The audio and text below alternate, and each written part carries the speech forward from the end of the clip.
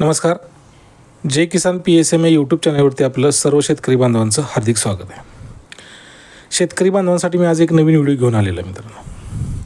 ह्या नवीन व्हिडिओमध्ये आपण जी टाकलेली खतं असतात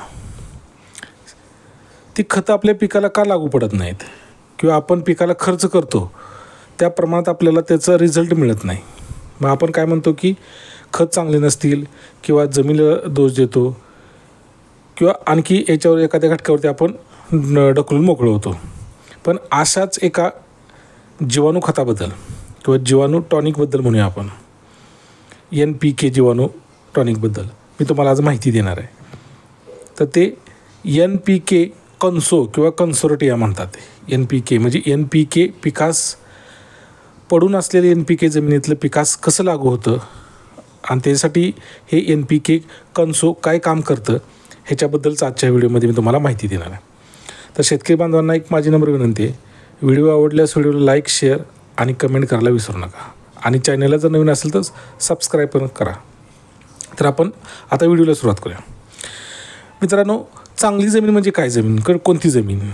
आता काय व्हायला लागले, नावांना आपण सेंद्रिय खतं वापरत नाही, रासायनिक खतं वापरल्यामुळे जमिनीची पोत बिघडत चाललेलं आहे. म्हणजे जमीन एकदम अशी नापीक होत चाललेली आहे. अगदी थोडक्या ह्याच्यामध्ये तुम्हाला सांगतो, चांगली जमीन शेतकरी बांधवांना माहिती असावं म्हणून चांगली जमीन म्हणजे काय ॲग्रिकल्चर भाषेत सांगतो. 25% हवा, 25% पाणी, 5% सेंद्रिय घटक आणि 25% मिनरल असं ज्या जमिनीत आहे ती जमीन चांगली समजायचं. पण आता काय व्हायला लागलं, सेंद्रिय कर्ब जवळजवळ नाहीसाच व्हायला लागला आहे. सेंद्रिय कर्ब वाढवण्यासाठी किंवा हे जीवाणूंची संख्या जमिनीत वाढवण्यासाठी अनेक गोष्टी करायला लागतात. आता तसं राहिलेलं नाही आहे. म्हणजे हिरवळीची खतं घ्यायला पाहिजेत, कोंबडीची खतं असतील, शेणखत असेल, पालापाचोळा असेल तो न जळता काढला पाहिजे आणि केमिकल खतांचा वापर कमी करायला पाहिजे. तर जमिनीची प्रत किंवा जमिनीची गुणवत्ता सुधारेल. आणि हे पूर्ण सगळ्या जमिनीतलं कमी झाल्यामुळं आपण टाकलेली खतं जमिनीस लागू पडत नाहीत. आता हे लागू पडण्यासाठी हे NPK कन्सो काय काम करतं? तर ते NPK कन्सो मी पहिल्यांदा तुम्हाला फोडून सांगतो नेमकं आहे काय. तर मित्रांनो, N म्हणजे नायट्रोजन. तसं नायट्रोजनची गरज आपल्या पिकाला लागायला नाही पाहिजे, कारण निसर्गात ऑलरेडी नायट्रोजन वातावरणात 78% असतो. पण तो अमोनिकल फॉर्ममध्ये असतो, त्यामुळे तो पिकासनी घेता येत नाही. ते अमोनिकल फॉर्ममध्ये असलेला नायट्रोजन नायट्रेट फॉर्ममध्ये करायला लागतो किंवा व्हावा लागतो, त्यावेळेस ते पिकाला लागू पडतो. मग हे करतं कोण? तर ॲझोटोबॅक्टर रायझोबियम हे जीवाणू आहेत. हे जीवाणू जमिनीत जे फिक्स झालेले किंवा जे आपण टाकून खतं जे असतात NPK खतं, मग तुम्ही काय पोटॅश टाकत असेल, 10-26-26 टाकत असेल, 19-19 टाकत असेल, 052-34 टाकत असेल, 13-40-13 काय टाकत असेल, परत 12X टाकत असेल, भरपूर प्रकारची खतं आहेत. तर ती PDM पोटॅश असेल किंवा साधं पोटॅश असेल, कोणती असेल, ही काय होतं, लागू पडताना थोडीच लागू पडतात. 50% आपण ॲव्हरेज धरू, आपण कमी जास्त लागू पडतात, पण आपण एवढं न टेक्निकल जाता आपण 50% लागू पडतात आणि 50% तशीच जमिनीत राहतात. हे जमिनीत राहिलेली की जी खतं आहेत ना, ह्याच्यामुळं जमीन अशी त्याचा पोत बिघडत चालला आहे. आणि जे असे काय जे घटक आहेत NPK कॉन्सो वगैरे जे आता टेक्नॉलॉजी आहे, ह्यानं काय होतं, तर ते जे जमिनीत अडकून राहिलेले जे NPK खतं आहेत ते सुट्ट करायचं काम करतं. म्हणजे त्या बॅक्टेरिया काय करतात, त्याला लूज करतात आणि त्या झाडाला अवेलेबल करून देतात. म्हणजे ऑटोमॅटिकली तुमचं उत्पन्न वाढतं. हे महत्त्वाचा रोल आहे त्याच्यामध्ये.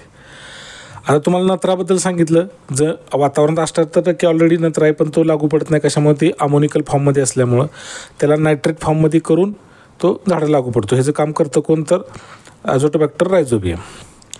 आता P म्हणजे या NPK कॉन्सोमधलं P म्हणजे PSB, पोटॅश सोल्युबलायझिंग बॅक्टेरिया.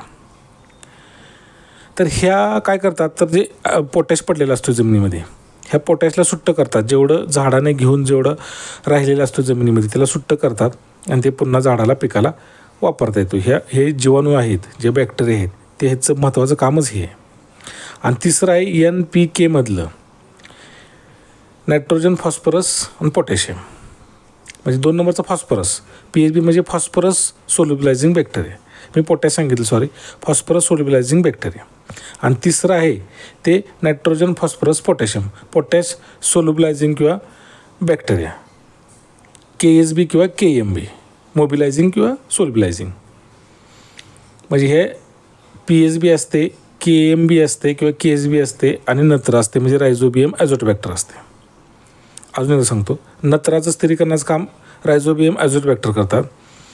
पर फॉस्फरस सोल्युबलायझिंग बॅक्टेरिया PSB असतात आणि KSB किंवा मोबिलायझिंग KMB म्हणजे पोटॅश सोल्युबलायझिंग बॅक्टेरिया. नत्र, स्फुरद, पालाश, नायट्रोजन, फॉस्फरस, पोटॅशियम हे जे NPK खतं आहेत, हे जे फिक्स झालेले खतं असतात त्याला सुट्ट करायचं काम हे NPK कॉन्सो करत असते किंवा कन्सन्ट्रेट करत असते. तर हे जे द्रावण आहे किंवा ह्याचं जे लिक्विड हे आहे ते आपण करायचं कसं, तर 1 एकरला 200 लिटर पाण्यामध्ये 1 लिटर हे NPK कॉन्सो आणि 2 ते 2.5 किलो 2.5-3 किलो घेतला तर चालते गूळ फोडून चांगला चेचून घ्यायचा आणि तो पाण्यात टाकायचा आणि त्या 200 लिटरमध्ये 1 लिटरची बॉटल वतायची, गूळ टाकायचा, चांगलं मिश्रण हलवायचं आणि एक 24 तास ते पुढं अजून एक 10-15 म्हणजे 24 ते 35 तासापर्यंत ठेवायचं. गूळ हे असं माध्यम आहे, ह्या जीवाणूंना त्याची वाढ करतं, भरपूर म्हणजे मल्टिप्लाय करतं. असं 1 असेल तिथं 10 करतं किंवा 1 असेल तिथं 5 करतं, 10 असेल तिथं 20 करतं, 20 असेल तिथं 40 करतं. म्हणजे ते वाढवायचं काम गूळ जास्त प्रमाणात करतं.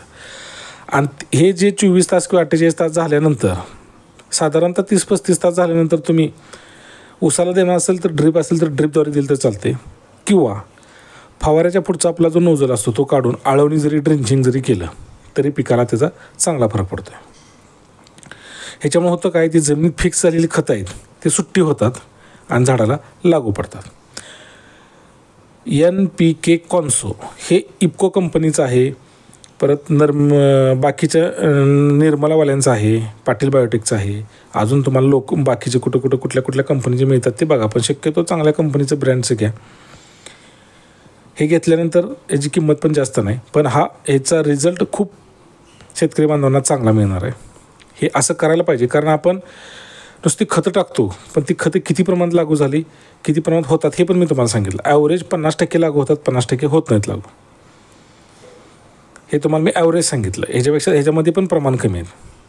नायट्रोजन, फॉस्फरस, पोटॅशियमसारखी खतं 70% तशीच राहतात, 30% लागू राहतात. तरी पण आपण 50% धरलं ॲव्हरेज शेतकरी बांधवांना लक्षात यावं म्हणून. तर हे फिक्स झालेली खतं सुट्टी करायचं काम हे जीवाणू करतात. म्हणून जीवाणू खतं ही आपल्या NPK बरोबर महत्त्वाची आहेत. जे पडून राहिलेली खतं आहेत त्यांना सुट्ट करून झाडांना उपलब्ध करून देण्याचं काम हे NPK कॉन्सो किंवा कॉन्सन्ट्रेट करत असते. मित्रांनो, या व्हिडिओमध्ये तुम्हाला अगदी महत्त्वपूर्ण माहिती सांगितली. व्हिडिओ जर आवडला तर व्हिडिओला लाईक, शेअर आणि चॅनलला जर नवीन असाल तर चॅनलला सबस्क्राईब करायला विसरू नका. चला तर पुढच्या व्हिडिओमध्ये एका नवीन टॉपिकमध्ये आपण भेटूया. धन्यवाद.